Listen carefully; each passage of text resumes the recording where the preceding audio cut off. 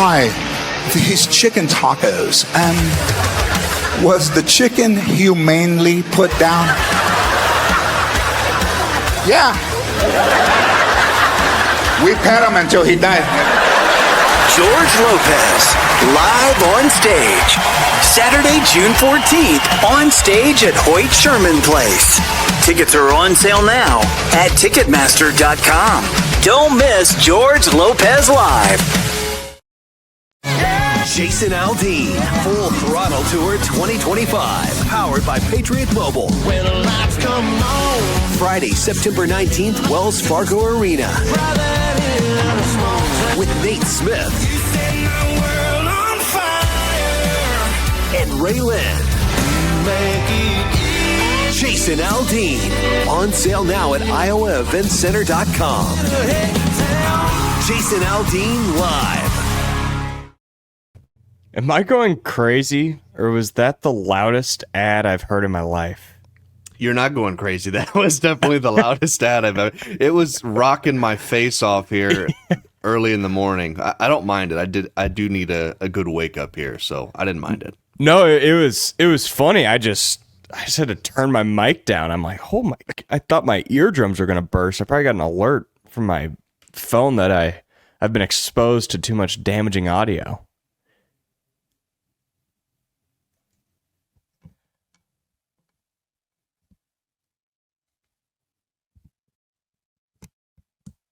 Yeah, so this is bigger than 12. Derek, I think you're muted for whatever you just said. How about now? There you go. There we go. See, already this morning, losing control of this podcast. So what is going on? That the ad rocked my face off so hard, I think it cut my mic off.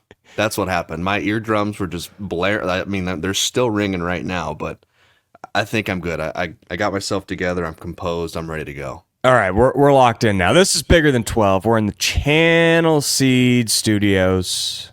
Welcome. I'm Jake Brend in Iowa, and Derek is joining us from Pittsburgh. Yeah, I'm in Pittsburgh. Been here since late Saturday night. We got in like at midnight, but yeah, it's been great. The weather's been fantastic. I've had to even wear a jacket sometimes in the mornings, which poor thing. I don't think I've ever had to wear a jacket in June in my entire life, but the last couple days up here, it's been like 45, 48 in the morning, so it gets a little cool, but then by daytime, it's like 65 degrees for the high, or 65, 66, somewhere around there, and it's just been perfect. I have not sweated one time on this trip. And in the summer, for me not to sweat one time, that's unheard of. I might move up here until winter comes, and then I'll take my ass back down. But that's like an Iowan not having to wear a coat in January, not having to sweat in the summertime. Yeah.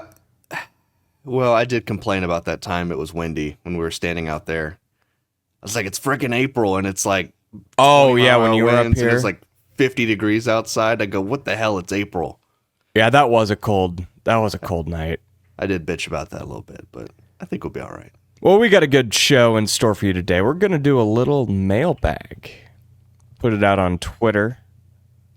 We're also going to talk a little Big 12 baseball, or Derek is going to talk Big 12 baseball as they move into the super regionals. And then we're going to wrap things up with an Iowa food draft. I'm excited for this. I can't wait. That one's going to be interesting. But do you want me to share my story here first before we get this whole show unwrapped? Yes. Okay. Let me thank WealthCharter first, and then we'll get into your airport story. Thank you to WealthCharter Retirement Planning and Tax. Don't be an idiot.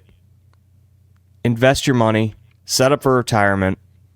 And if you don't want to be an idiot, the best person to talk to is Tim Hawkins and his team at WealthCharter in Ankeny. You can search them anywhere online, wealthcharter.com. Again, just don't be an idiot. Don't look back in 15, 20 years and wish that you had started to set up for retirement earlier. Do it now. There's no time better than right now. Thanks for WealthCharter. for supporting this program here at Iowa Everywhere. All right, Derek, what was your airport story? I've been dying to hear it.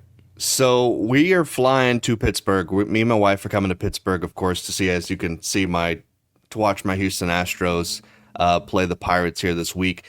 So we leave on Saturday, I don't know, around 5 or whatever. So we get to the airport about 45 minutes early. There's really no, if you've been at the San Antonio airport, there's like no security line hardly ever. So there's like 10 people standing in line. We get in line at the security, and I turn around, and about 10 feet from me, I hear a guy start yelling. 2 people just start yelling.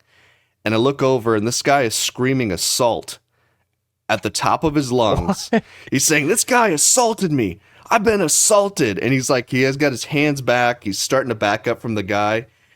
And then the guy who was flying with his bags was like, "I didn't even touch you. I didn't touch you." And they're just screaming in each other's face at this point.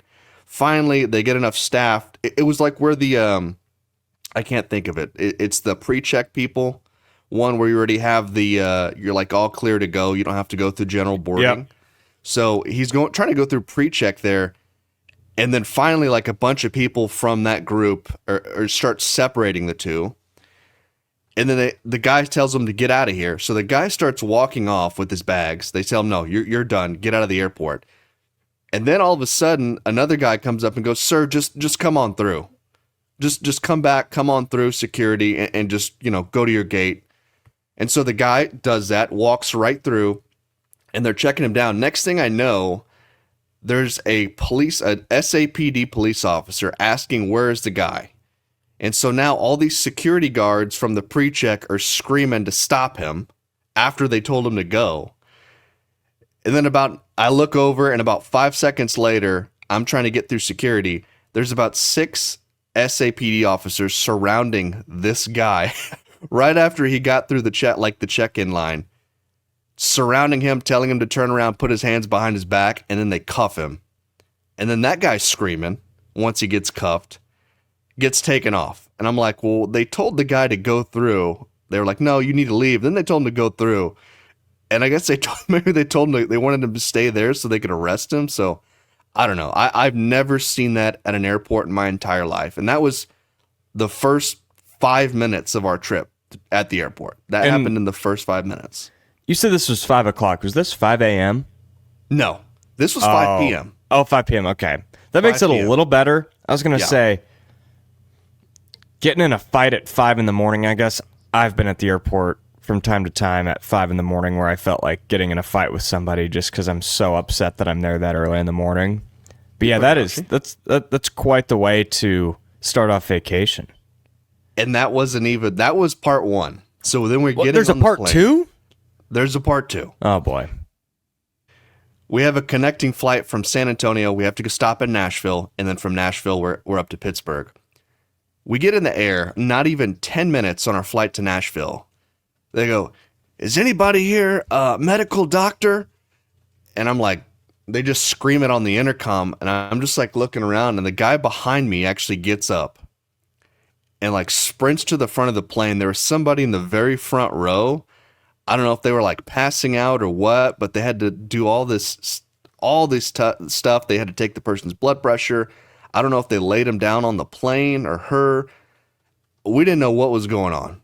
And that was going on for at least 20 to 25 minutes on the plane. And I'm just thinking, man, I really hope because I've heard of stories where something like that happens and then they have to stop the plane like to the nearest airport, wherever they're at, to land, to get that person to a hospital. And I'm like, well, if we make a stop somewhere and we have to stop for this person to go to the hospital, like, I feel terrible, but at the same time, we would 100% miss our connecting flight to Pittsburgh. So luckily the person seemed okay. I think they had a wheelchair ready to go for that person once we landed in Nashville, but that was I've never started a trip like that in my life. That was a 1 in a million experience. For me to see 2 crazy things in a span of like an hour and a half, I don't know. Is anyone here a marine biologist? Yes. I I thought from the get-go this trip might be cursed, but it hasn't been. It's been a great trip so far. Went to West Virginia yesterday, down to Morgantown, had a blast there. So far so good. We'll see how the game goes tonight for me. When you're in an airport, do you ever think about just like how many different people and how many different types of people from all over that you're walking past every second? Because I think about that all the time. I just I'll be walking and I'll look at a guy strolling right past me. I'm like, I got no idea what's going on. That could be some millionaire from like small town Idaho who owns some massive farm, and I just have no idea. I get weird in airports. I think about it all the time. Because like in Iowa, it's like, oh yeah, you walk past somebody at the grocery store. Like, yeah, they walk on the same streets as you. But at an airport, there's so many different types of people everywhere. No, I do not care about people's stories. I don't want to hear about their lives. It's not that I don't care. It's just weird to look back at it and like, I could be the only person from Iowa in this airport right now. That's probably not true, but no. When I get into an airport, depending on the time, I'm usually looking like, where can I get a beer at? Can I get a beverage somewhere before I get on the airplane? Because I'm going to need one before I get on the airplane. But Aiden, write this down. This could be a draft. Types of beer. Not like beer brands, but like airport beer. Porch beer. That could be down the road. All right, let's get into this. Let's get into this mailbag. Aiden's going to pull up the tweets, I believe, on screen. Kyle asks, what are the odds that Big 12 basketball has its own TV contract in the next 5 years? Will TNT Prime or Netflix be serious players in the bidding war? I think it's good odds that the Big 12 will have a basketball-only TV contract just whenever I think the rights are up in 2031. I feel like that would probably be the time where that would happen. And it's hard to forecast exactly where the media landscape is going, but I really do think that Yormark was ahead of his time in anticipating this. And I think it would be great.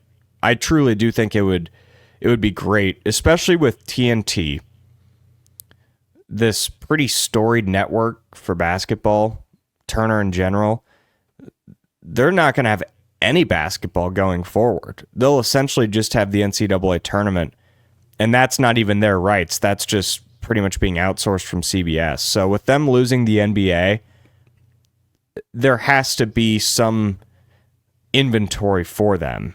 And I think going all in on one college basketball conference and treating it like it's the NBA or the NFL, even if it's not to that level, I think would be a really good strategy by a network, and it would also be really smart by the Big 12 if they were able to do that to make some extra income.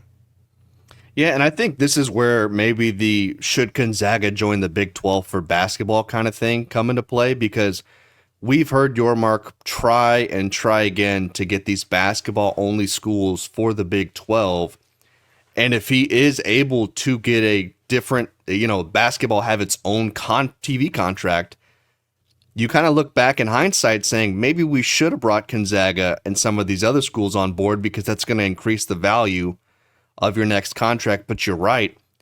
This being so far down the road right now, it's really hard to predict what's going to happen. Like, I think in theory, like, it's probably going to happen. This is like Yormark's dream to have a basketball only contract. He's been wanting that from day one because he knows the value of Big 12 basketball, whereas places like ESPN, ESPN Plus, and all these other they don't. They probably undervalue Big 12 basketball, because I do think over the last 5, 6, 7, 8 years, it's been the best basketball conference from top to bottom. Now that might have changed a little bit when the Big 12 moved to 16, but I think there's a world where it's going to have its own contract. And as far as TNT goes, or Prime, Netflix, it's going to go to whoever's willing to pay the most money. The Big 12 knows that. They don't care if it's Apple, Amazon, whoever it may be. They're going to give it to whoever's going to be forking up the most amount of cash for it. And I agree, they should do that 100%. But again, I think you're going to look back and maybe say, maybe we should have brought Gonzaga in or should have brought this team in if we are going to go this route. But again, as you mentioned, we're so far off of this. Who knows what these conferences are going to look like by 2031 by the time we get there, or if there's even going to be a NCAA anymore. We at this point, Right. all bets are off. Yeah, I think what I would predict would be probably, I mean, I guess I don't know where even like cable TV or TV in general is going to be in 6 years.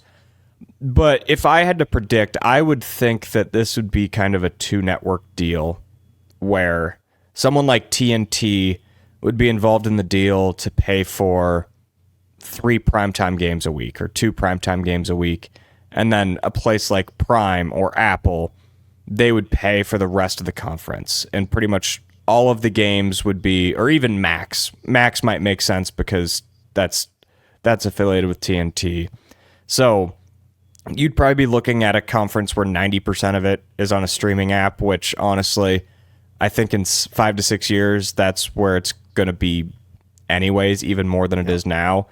And you might have a network like TNT or like Fox Sports that has Big 12 Monday nights or Big 12 Wednesday nights, and they really build it up, and you maybe build a panel of George Niang and some former Big 12 basketball players, and I think that would be awesome. Like that would be a dream if your Mark is able to pull that off. But again, there's not a great way of knowing, but typically where there's smoke, there's fire, and the fact that he's been talking about this and the fact that it's been a discussion for the past year or two typically means there's a chance it'll happen.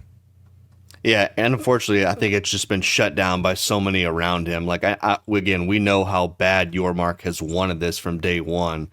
Unfortunately, I think it's just one of those issues that's been pushed so far back because of when the contracts expire. But yeah, I would love, like, if the TNT crew, the NBA crew on TNT didn't, like, jump to ESPN, like, could you imagine Charles Barkley and Shaquille O'Neal and Kenny Smith and Ernie just talking Big 12 basketball on TNT? So awesome. That would be just magical. I would absolutely love that, but unfortunately, that's not going to happen. So my question, I know that basketball is undervalued. Yeah. My question to an executive at ESPN or CBS or any of these, when they're building their deal with the SEC, with the Big 10, with the Big 12, how much of a factor is basketball? Because it at least has to be a very small. So, like, is it 2%? Is it 5%? I don't know. And that's where there is so much of a market to be made off of it. Because right now, the only thing on TV that makes money is live sports.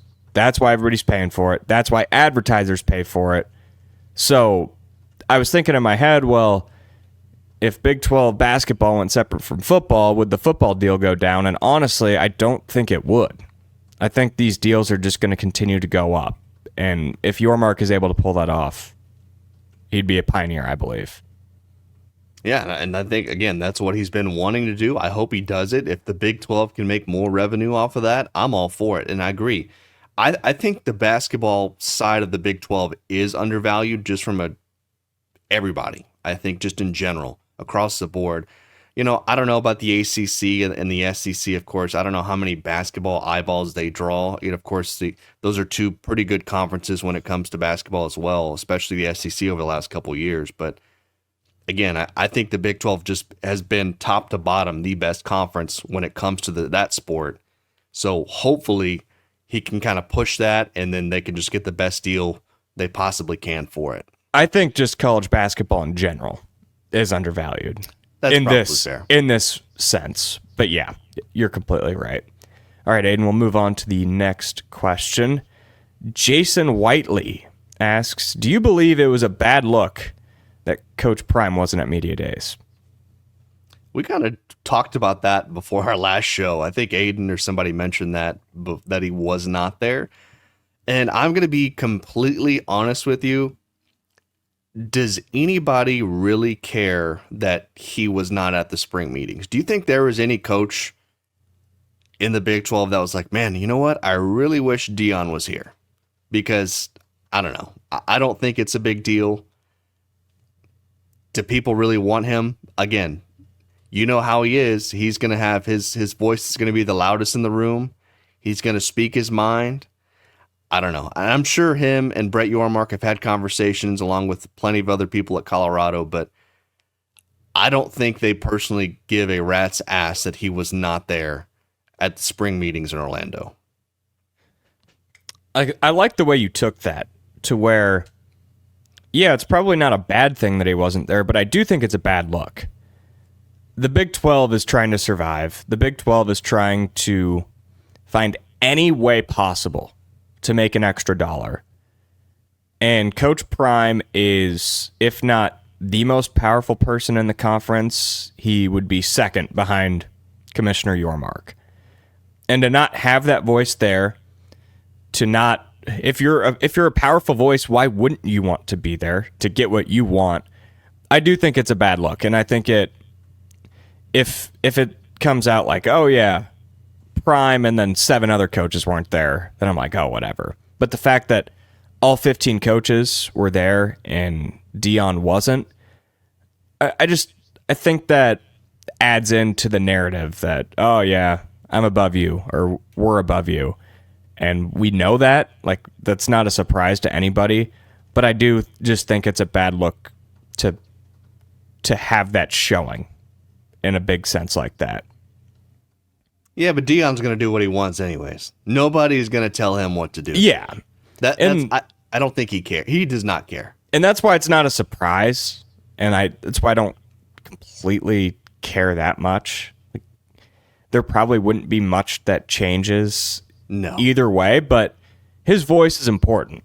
And whether we like it or not, he's the moneymaker right now in the conference, and it would be nice to have his voice in the room, whether his voice is liked or not liked. And it probably would be more of the latter. Yeah, because nobody would probably agree with a lot of what he had to say. But I mean, I don't know. Again, I think it's not, I personally don't think it's a big deal. Yeah, it's probably not the best look that he was the only coach that wasn't there. But again, I think, you know, if he wasn't at Big 12 media days or something like that and skipped out on that, I could kind of see that a little bit. But the spring meetings, like, who knows? Maybe he was doing a Zoom. Do we know? Maybe he was doing like a Zoom call. Maybe That's he was true. there. Maybe he was there online. I don't know. Maybe from his phone. Was he at a fashion show in Paris with his kids? He might have been FaceTiming Yormark. Yeah, he could have been FaceTiming Yormark while he was in Paris or somewhere on a different beach, wherever, the Bahamas. I don't know. Maybe he was there. Knowing Deion, he probably just sent somebody there. They probably just sent some intern there. Just here, you pack your bags. You're going to Orlando for a few days. That'd be a fun gig. Being Deion's intern. I can't even imagine. I don't know about that. I would love there's to be a little bit of sarcasm. I would love to be a fly on the wall during some of his conversations with people, but yeah, I don't know if I'd want to be his intern. I don't know how I'd feel about that. Can I give a quick shout out to Freedom Tire? Absolutely. Freedom Tire. They're the best. Locations in Ames, Altoona, Des Moines, West Des Moines, Urbandale, over there on Hickman. It is gonna storm here today. Just like from 9 a.m. to 9 p.m. is what it looks like. So if you're out on the roads, be sure to go 5 miles an hour slower than you normally would. And God forbid you get in an accident or anything, Freedom Tire would be your place to go. Of course, after they're not a collision center, but after you get your car all fixed, go and get some new tires or even before today, go and get some new tires. You don't want to be driving on slick, wet Iowa roads on some old, bad tires. Freedom Tire, that's what they specialize in, but they do all sorts of work on your car as well. Thanks to Quentin Crowner and his team for sponsoring our program. We'll move along with the mailbag. I think we got 2 questions left, if I believe. Oh, boy.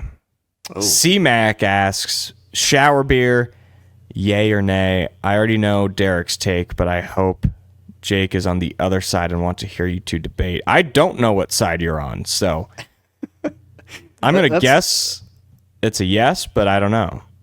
It's a no. I'm a no. What?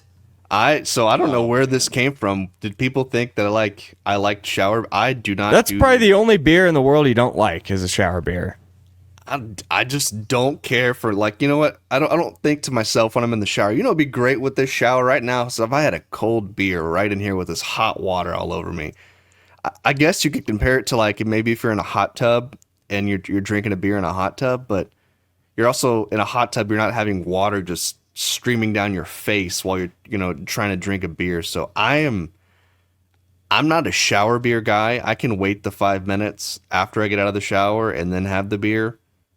I don't necessarily need to bring the beer in the shower with me while I'm washing my nasty self, especially if I stink and I'm all sweaty. I don't know if I want any of that stank getting in the beer. You know what I mean? I love shower beer. And it's a rare thing. I'd say I probably have 3 or 4 shower beers a week. I'm kidding. Probably a year.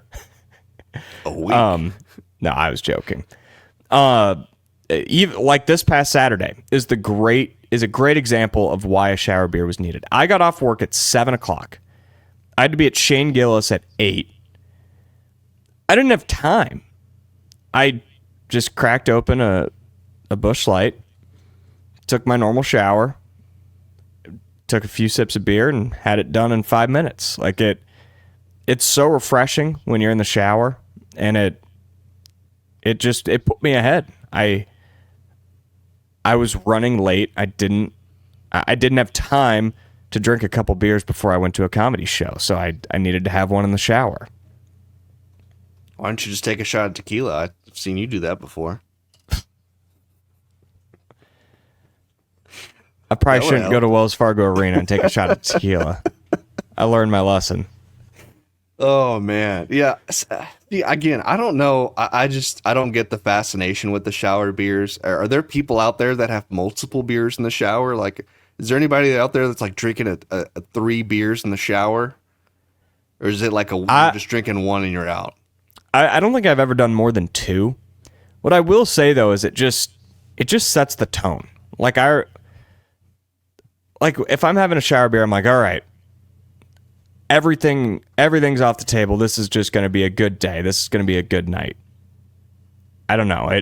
I'm not wasting it to like head on uptown to go have dinner and a couple beers with friends. It's like, all right, I'm going to Shane Gillis. This is going to be a big night. Or going to a buddy's birthday party. I don't know. I don't know how to explain it, but I'm pro shower beer. Okay. Yeah, I'm not a shower beer guy. I can wait the few minutes when I get out and enjoy it. I'm not trying to wash myself. I'm good. See, but it's just, I don't know. I feel like if you have to have like a mini fridge in your bathroom now, so you can just like reach in and get another beer when you're in the shower. No, I've got like I don't even know what you call it. I've got something that like hangs by the shower head that I put all my soap and stuff on. But what I do is pretty much I'll turn on the water, I'll take one drink, and then I'll shower like normal, wash myself, and then I'll just have like 3 minutes of sitting under the hot water, which I feel like I normally do anyways, unless I'm in a hurry. And I'll just drink the beer. It's awesome. Try it out sometime. I think people that drink alcohol and while they're bathing, that's more of like a bath thing, I would imagine. I imagine just like that's like drinking wine. I imagine a woman drinking wine in like a bubble bath. I don't imagine a guy drinking a shower, drinking a beer in the shower. I don't know. That's just weird to me. It's just weird. All right, we got one question left. Ooh. All gas, no breakfast. Great name. Big fan of what we do here at Iowa Everywhere. Shout out. Yep. Asks, what is your go-to tailgate food? Main course and dessert. I'll let you go first. This is a tough one. I need to think about this a little bit. Since I've been like covering the conference, like I've been to games, I don't really get a chance to do a whole lot of tailgating. I have tailgated before. I have, my wife went to Texas State. I've been to a few Texas State tailgates, and that's pretty much just, I don't think there's any eating. You're just drinking as much as you humanly can before you go in the stadium. And then the good news is there, you can actually buy beer for pretty cheap there. So that is the plus. I don't know. For tailgate food, anytime I've been to a tailgate, usually it's always some form of barbecue. So you have somebody that's been there for a while. They're smoking a brisket. Maybe they're smoking a pork butt. Sausage is a big one too. Smoked sausage. So that's kind of where what I'm familiar with down here. You're gonna like this one though. If it depends on the time of the game. If it's a late game and you're there early, maybe they're serving up breakfast. Or if it's for like an 11 a.m. kick, they might be already trying to do brisket or something, or a 2:30 kick. They're probably trying to do barbecue for more of a lunch thing. So I think it depends. If I'm going breakfast, Jake, you know where I'm going with this. I'm going breakfast tacos, some bacon, some eggs, some beans on there, of course. So I'm going breakfast taco if it's a breakfast thing. For lunch, I would say it's going to be barbecue of some kind. Pulled pork, brisket, sausage, one of those things. For dessert, I don't know. I don't think I've really ever had dessert at a tailgate. I would assume just probably like a cookie or a brownie or something. I'm not really reaching for the dessert for the tailgate. I want the barbecue. I want the actual food. I don't really want to eat a cookie and then try to drink a beer. So there's a lot of variables at stake, and it depends on time of year, time of day. Like a September tailgate is completely different than a November tailgate. So how I'm going to approach this is I'm going to give the best time ever for a football game, and that is a 50-degree game in October in Ames, Iowa. There's no better weather. You show up and it's like upper 30s in the morning. You need some gloves, some hand warmers, and then by the time the game kicks off at 2:30, sun's still out. It's beautiful. So that's where I'm putting myself. So for a 2:30 tailgate, my family and some other families has a tailgate bus. I would say we show up around 7 for a 2:30 game. You start the day with some Casey's breakfast pizza. Just automatic as you're setting up, as you're getting the bus unloaded, as you're starting to prepare. You eat a couple slices. You go play some bags. You go play some catch with the football, have a couple beers. You come back to that breakfast pizza in an hour or two when it's cold, and you have some more. So good. And then for lunch, I think any type of meat, whether, like you said, it's pulled pork, smoked brisket. I know sometimes we've had like Philly cheesesteaks on a Blackstone or on a grill. Really, just any sort of meat. That's kind of the way to get in. Little Smokies as an appetizer is a good one. For sides, I'm a big mac and cheese guy at tailgates. I love like smoked mac and cheese. I also don't think you can go wrong with like any sort of potatoes, whether it's fries or sweet potatoes. But honestly, I feel like I don't have sides that often at tailgates. I think I just kind of go all in on the meat. So that's kind of the day. Dessert, scotcheroos every time. That is at every sort of, whether it's a tailgate or a potluck in Iowa. Scotcheroos are the dessert, and they're so freaking good. But you can't forget candy corn with peanuts and M&Ms. Have that at every table, and you just snack on that all day. The little salt to go with your beer. Oh, man. I'm not a big candy corn guy until it's a tailgate, and it's with peanuts, and it's with M&Ms. So are you eating the candy corn in September too, or this just strictly November? This is probably an October thing, just because Halloween. Okay. Maybe it can start peaking in there late September. I honestly don't really know. Now, if it's an early game, biscuits and gravy, or I feel like biscuits and gravy is the most common breakfast food that I've had at a tailgate. Really? Yeah, or like I know we've had like bacon, egg, and cheese or sausage, egg, and cheese biscuits like you'd get at McDonald's, but homemade. I think that's a pretty common one. But Aiden, am I forgetting anything? I've been out of the tailgate game for so long working in media. I haven't like properly tailgated in probably 4 or 5 years, and it's depressing. I miss it. I think you're missing breakfast burritos.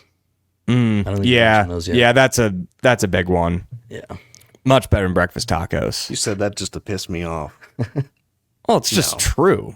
That's not The true thing at with the all. breakfast burritos, you can wrap it in tin foil, and you throw them in the warmer, and they're good to go all day. You don't have to make it. You can do They're the same thing with pre-made. the taco. Oh my! No, you It's don't no want to wrap a different. taco in tin foil. That's It's not closed like a burrito. It's too risky.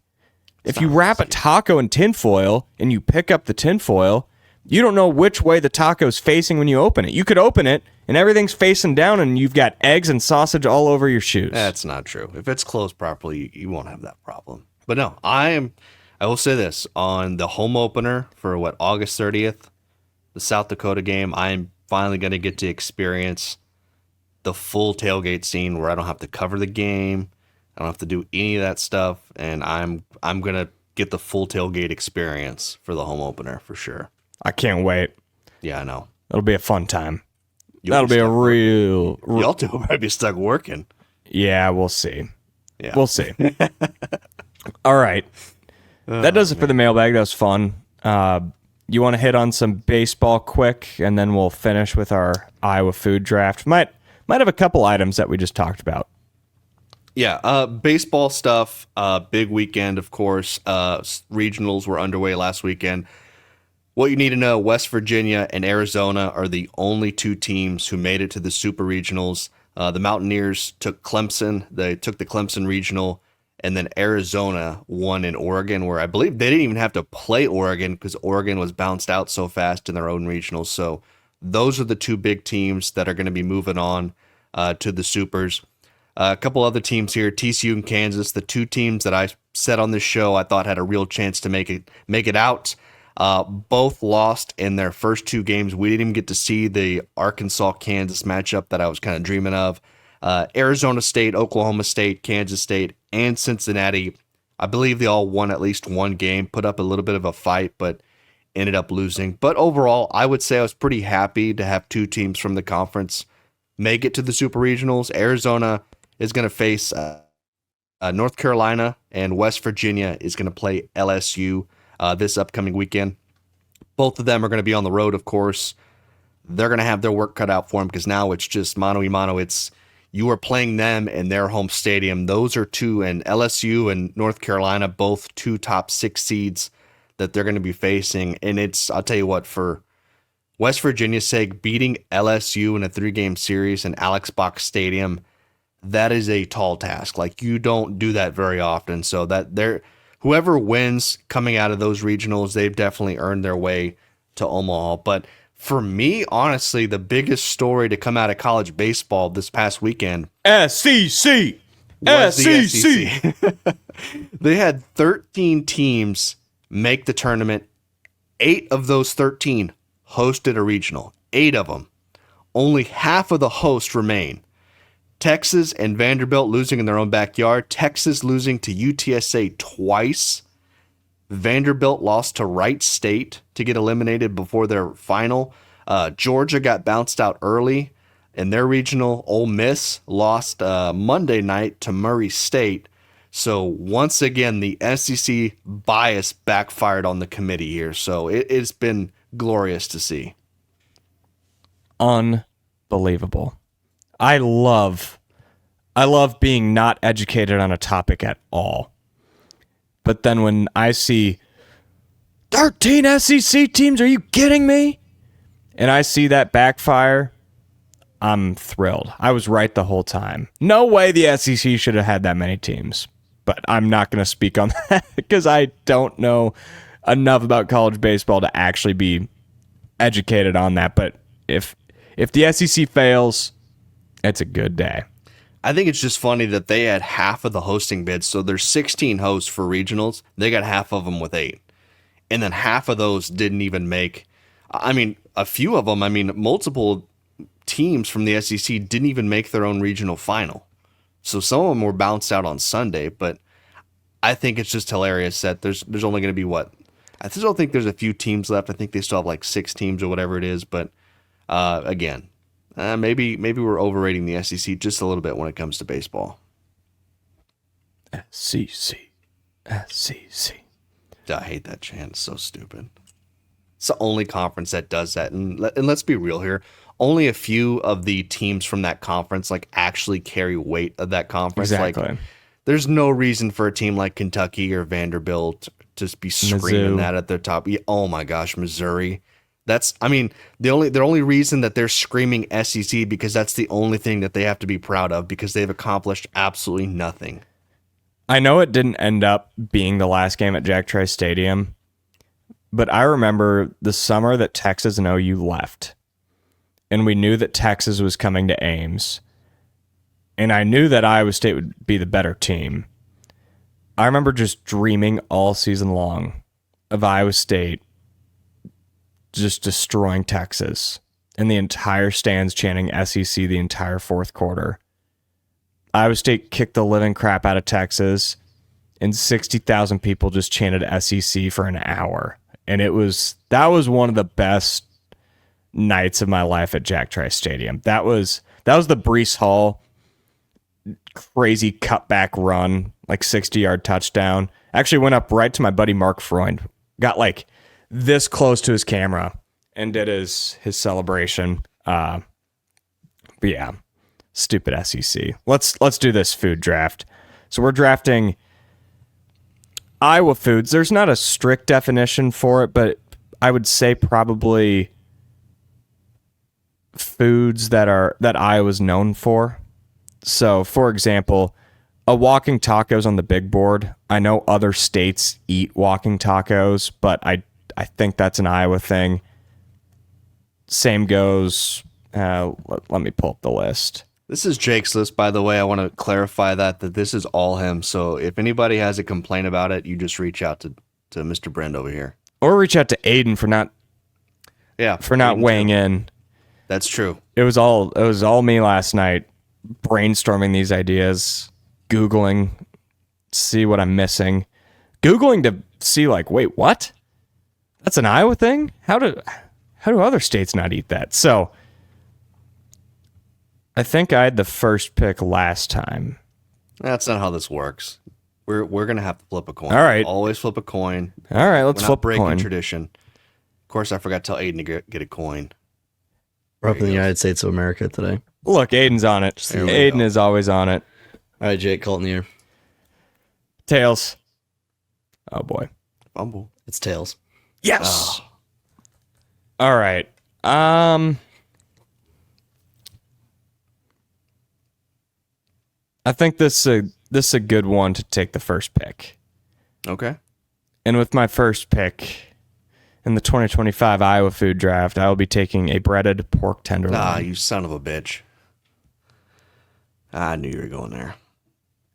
Oh, look at that tenderloin. It's bonus. I mean, a tenderloin's always good.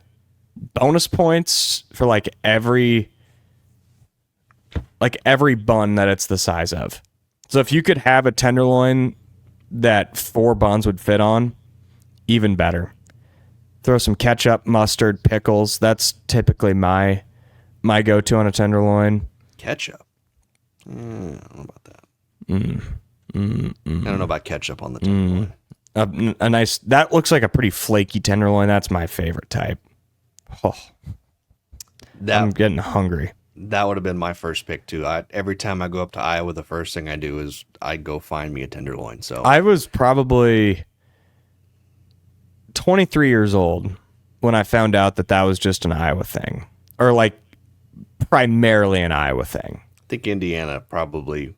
Yeah, I know some other Yeah. Midwest states have them, but when you told me that you didn't have tenderloins in Texas, I was shocked. No, we have schnitzels. That's the big thing down here. It's a heavy like German influence, but very rarely do you find it on a sandwich. Usually it's just like they'll serve it with that, like Yeah. sauerkraut and stuff. But that's a good pick. That's a good pick. So I got 2 picks here. I'm going to go with the breakfast pizza. I feel like I always, again, when I'm up there, I always have to get a breakfast pizza slice from Casey's. I absolutely love it. I introduced my wife to it. She didn't mind it either, the trip before last. So, again, that is one of my favorites. I'm a big breakfast guy, so if I can have that for breakfast, every now and then, not every day, but that's a really solid way to start. The other one, I'm going to go with something I really haven't had. I've had kind of a combination or variation of it. I'm going to go the hot beef sundae. I got to go with that. All right. That is, to me, potatoes, meat, cheese. That's like right up my food groups right there. And that dish hits every one of those for me personally. And I'm a meat and potatoes guy. So that's where I'd have to go with my other pick there. I like a hot beef sundae. I would not have gone that high. And I can't believe this is happening, but I considered taking this first overall. I know where you're going with it, yeah. Sweet corn. Yeah. Oh my gosh. It's not sweet corn season yet. We got a month until we are like ripe into sweet corn. But when true sweet corn season is here for about a month and a half, any time that I go home for a meal, I'm not kidding, I will eat 5 or 6 corn on the cobs. Like, we'll make burgers or something. We'll have some potatoes. Typically, I'm a 2 or 3 burger guy. During sweet corn season, I'm a 1 burger guy and 6 things of sweet corn. I love sweet corn. Butter it up, put some salt on it. It is... I'm so hungry. It is so good. When I was at the Field of Dreams game a couple years ago, I believe it was just giving away sweet corn when you walked in. I had like 5 or 6. It was free. Completely free. It was a dream. Yeah, I don't know. I just don't eat corn like that. Maybe I haven't had the right corn. You haven't had the right corn. I don't know. It's like candy. It's so good. I mean, I will have corn on the cob every now and then, but honestly, you know what I like? What I normally do when I have to make corn is I kind of just jazz it up. So usually I'll just take corn. You can take it fresh. You could chop it off, or even if you use the canned stuff. What I like to do is just put like some onions, bell peppers, jalapenos, kind of saute all that up, mix it in with the corn, season it up. It's kind of like I don't know, it's like a Southwest kind of corn thing, I guess you would say, but yeah, You gotta have to get some sweet corn. If you're here August 30th, it'll still be sweet corn season. So I'll have to get it then. we'll get you some sweet corn. Yeah. All right, and my third pick. This is tough. There's a lot of different ways I could go with this. I'm gonna go Scotcheroos. Look at that. No. Have you had one? That's the one with peanut butter, isn't it? Yeah. Yeah, no, I'm out. How do you not like peanut butter? Give me a break. I don't like the peanut butter. I don't do peanut butter and chocolate together. No. Grow up. Scotcheroos wasn't even on my list, so you can have that one. Grow up. I don't know if I can take this again, but it's just another variation of it. I'm going to take taco pizza. I picked breakfast pizza, but I'm going to take taco pizza. I've only had it like twice. Both times I don't think I've had it in Iowa. I don't think I've had it in Iowa. I've had it here, I think it was in Dallas maybe, I've had it once up there, and then of all places, I was in Arkansas visiting my aunt and uncle, and that was like I don't know. My uncle liked it, and that's what he said, and I was like, okay. I mean, I guess I'll try it, and it actually wasn't bad. I bet if somebody does it really good, it would probably be even better. So I'm gonna take taco pizza for that pick. Happy Joe's and Casey's, they both do taco pizza so well. And as you can see, I have 2 pizzas on my list already, so big pizza guy. And I'm not a fan of beans. So when I order at Casey's, I'll sub out the bean sauce for just normal pizza sauce. It's even better. You're calling me a baby. You're such a baby. You don't like beans. Get out of here. Oh, boy. I think for my next one here, I've never had this, but I'm going to take the Made Right. The Made Right sandwich. You said it's a loose meat sandwich? Bad pick. How bad could a meat sandwich be? I hate Made Rights. It's a loose meat sandwich. It's almost like a burger, but it's just chopped up. And I don't mind it because I do like, you know how like New York people do the chopped cheese sandwiches? Like I actually really love those. I think if you toasted the buns and you did that right, you could still make a pretty good one. Now, the loose meat thing on the bun's a little weird, but I couldn't imagine that tasting bad.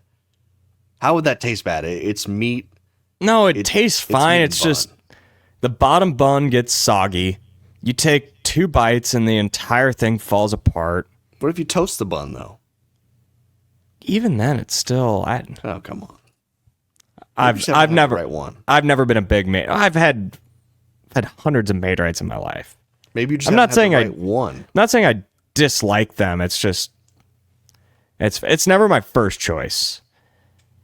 Well, it wasn't my first choice either. It's like I picked that 4th. This is tough. I know my 4th pick. It'll be tough for my 5th pick. I'm going AE dips.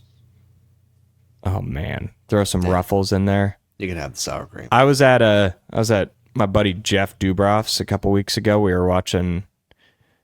Gosh, that might have been a couple months ago. I think that was for the college basketball national championship. He was grilling out, and I showed up with some Ruffles and AE dip. And then 5 minutes later, another guy showed up with Ruffles and AE dip. It's a staple at any Iowa event. It is so good. It doesn't taste just like sour cream. I promise. It is so delicious. And if you're up here in Ames on August 30th, I'm sure you'll try it at a tailgate. It's everywhere you go. Yeah, I don't know if I need to be eating any sour cream dip before that game, so that's probably not the best idea for me personally. But man, this is tough.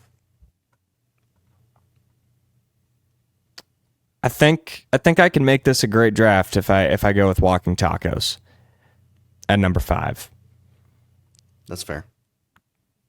Some communists and psychopaths across the country, even up there in Wisconsin,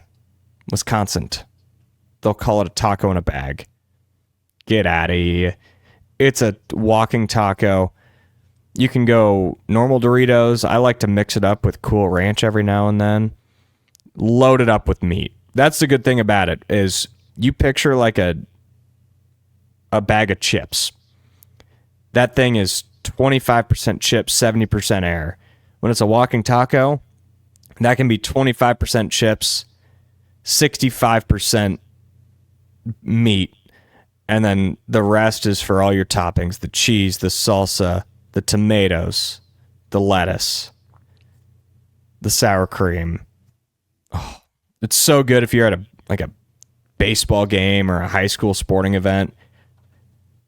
Or even a tailgate. I've definitely had walking tacos at tailgates. I'm a big walking tacos guy. Big. I will say though, my walking taco usage or consumption has gone down a little bit. When I was in college in my fraternity, we had walking tacos every Monday. That was like we had an upperclassman before me. Absolutely loved them. His favorite food in the world. And don't get me wrong, I loved them, but he was kind of in charge of the kitchen. Not like our chef, but he was in charge of cleaning. And he pretty much convinced our chef every Monday walking tacos. So my My walking taco consumption has gone down a little bit since college because I don't have them every single week. Is that just like seasoned taco meat with just on the chips? Yeah. So if you're looking at like a normal walking taco bar, a bunch of the smaller Dorito bags that you'd buy in a bag next to a warmer with a bunch of seasoned taco meat, then you got all your toppings and you pretty much just build it yourself. Delicious. Yeah, so down here we do Frito pie, which is you make chili and then people will take the bags of Fritos. People can do hot Fritos, regular Fritos, and then they take the chili and they'll dump it in the Fritos bag and then top it with cheese or whatever. I mean, I like it, but I'm not crazy about the bag part. I'd rather much have a bowl because I would be really afraid, especially with the chili thing. That's tough with chili. If I pierce the bag, that is going to be a mess that nobody's going to be prepared for. You do plastic forks for walking tacos, but where are you going for your final pick? I got to get a dessert in here. I don't have a single dessert in mind, and you do. So I want to say Snickers salad, but I love ice cream. My love for ice cream, it's my favorite dessert. So I'm going to take a Blue Bunny ice cream. I've actually had it a few times. Have Really had it a few good. times. My mother-in-law really loves that. Up there in Blue Bunny. Lamar's. She loves it. So, and I've had it a couple times. Really good. And I love ice cream. Don't get me wrong. I love like cakes.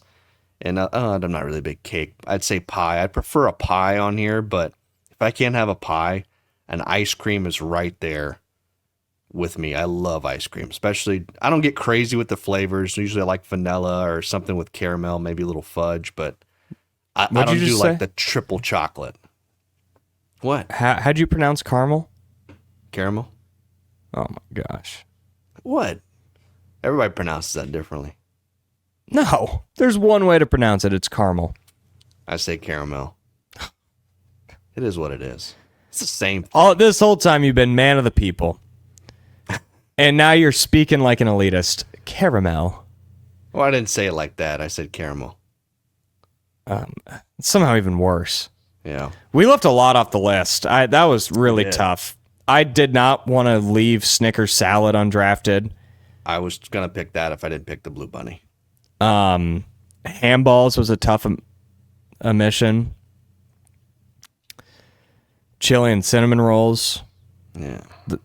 That was a really tough omission. Not for Puppy me. chow, really good snack. Steak de Burgo. That's a good, really good main course. That's like a Des Moines thing. I don't know how far out of Des Moines that goes. But overall, I think I like my list. Aiden, any crazy disagreements? I was trying to think. I think I might go with Derek's list. Breakfast pizza and ice cream kind of Really? sold me. Yes. But a tenderloin and Scotch brew, that's also like That's all I know. That's tough That to would have beat. been mine. That was my number one pick. So if I would have got the number one pick, I would have taken the pork tenderloin every single time. That to me, when I think of Iowa and I think of if you said there's one food you think of Iowa with, I would say a pork tenderloin. And it's true. I mean, every time I go there, the first thing I do is I go get me a pork tenderloin. That's the first thing I eat over there. Well, should we wrap this up? I like my draft. I think I might make it 3 in a row. Yeah, I'd like to apologize. I know for some Big 12 people, this might be not the most traditional show we've ever done, but I'm on vacation. I thought the show could use a little bit of a refresh and vacation as well. So this was a fun episode. Jake. We You lost forgot me with the- the AE dip.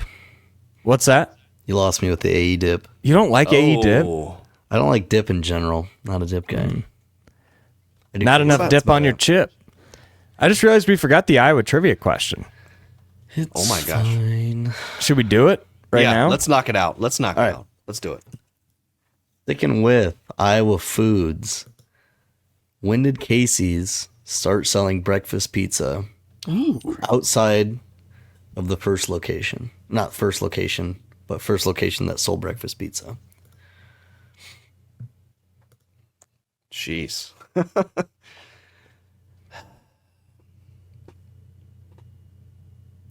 I'm going to guess 1998. Jake? I'm not kidding. That was the number that I had in my head. Just off a pure guess. I'll go 2005. The correct answer. So it started, I believe, in Corning, Iowa.